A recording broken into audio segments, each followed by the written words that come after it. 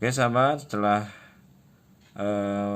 sahabat menonton video sebelumnya tentang bagaimana perawatan baterai tangki elektrik supaya awet dan bisa digunakan dalam jangka panjang, saya juga akan share juga pemeliharaan sprayer ya, supaya berjangka panjang keseluruhannya. Jadi ini bisa berkaitan dengan adaptornya, dengan akinya, dan juga casanya itu sendiri. Saya baca di kemasannya supaya jadi rujukan semua ya, jadi tidak mengambang gitu. Jadi tidak ada istilah ngarang gitu ya. Ini saya baca saja di petunjuk pemakaian di kemasan tangki elektrik ini. Yang pertama, sprayer harus dilap kering dan disimpan di tempat berteduh sejuk dan kering. Nah, jadi supaya sprayer kita berjangka panjang, awet, setelah digunakan itu dilap kering, disimpan di tempat teduh. Jadi jangan sampai di luar ataupun misalkan di kamar mandi ataupun di tempat yang lembab.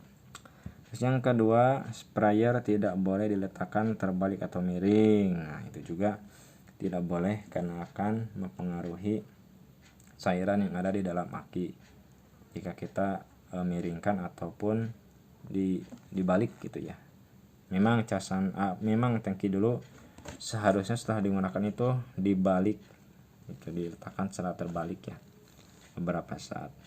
Oke, yang ketiga, sprayer harus dibersihkan dengan 5 liter air bersih setelah penyemprotan, khususnya setelah penyemprotan dengan herbisida. Harus dibersihkan dengan deterjen. Nah, ini juga banyak yang lupa dan keliru ya, bahwa setelah digunakan apalagi casannya itu dipakai beramai-ramai, jadi satu casan satu tangki itu digunakan untuk menyemprot herbi, menyemprot fungisida, insektisida. Nah, jika sudah menggunakan penyemprotan herbisida, bagusnya dicuci sampai bersih. Kalau saya minimal itu 3 kali, 2 kali air bersih, 1 kalinya pakai deterjen dan dibilas sampai kering tuh, sampai bersih, dan dialirkan dengan nozzle-nya ya, disemprot dengan nozzle. Yang keempat, dilarang menyemprot kimia beracun, bahan kimia murni, dan cairan khusus. Nah, ini juga bahwa ada beberapa cairan yang sifatnya mungkin korosif ya, korosi, jadi gampang merusak bahan-bahan ini kan. Ini kan plastik ya, dan juga ada komponen-komponen plastik. Jadi jangan sampai menggunakan bahan-bahan yang kimia yang sifatnya sangat beracun gitu. Khusus digunakan pestisida sajalah gitu, supaya lebih aman dan lebih awet. Yang keempat, saat menggunakan nozzle kipas, turunkan regulator jika tidak tekanan kerja terlalu tinggi dan akan merusak pompa. Nah, regulator itu yang ini. Nah, ini regulator.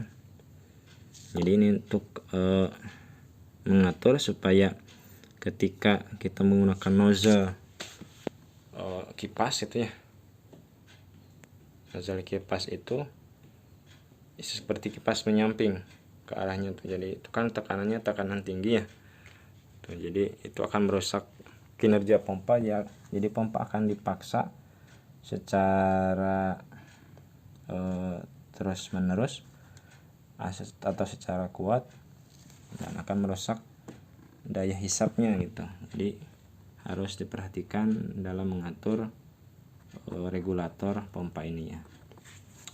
Oke, yang selanjutnya yang keenam, setelah pemakaian silakan mematikan saklar baterai. Oke, baterai, saklar baterai itu yang ini nih, ini saklar, ini regulator. Nah, ini juga harus dimatikan, jangan lupa. Kalau misalkan sudah selesai dicuci, disimpan, matikan dan dicas. Terus yang terakhir, setelah penggunaan suatu saat, mohon bersihkan dasar tangki dan saringan keran untuk mencegah tersumbat. Nah, dasar tangki, oke, saya akan contohkan. Cabut dulu ini dasar. Nah, ini saringan luarnya. Nah, terlihat. Nah, itu dasarnya kan. Saya akan coba copot saringannya.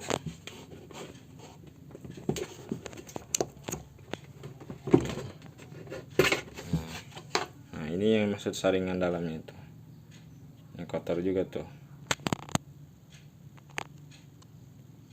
Ini yang disebut saringan dalamnya. Ini sudah dicopot, dibersihkan. Tuh, ini. Jadi jangan sampai dibersihkan cuma kerak di sekitar bawahnya, tapi ini juga harus dicabut dan dibersihkan. Oke, sahabat, terima kasih telah menonton video ini sampai selesai. Assalamualaikum warahmatullahi wabarakatuh.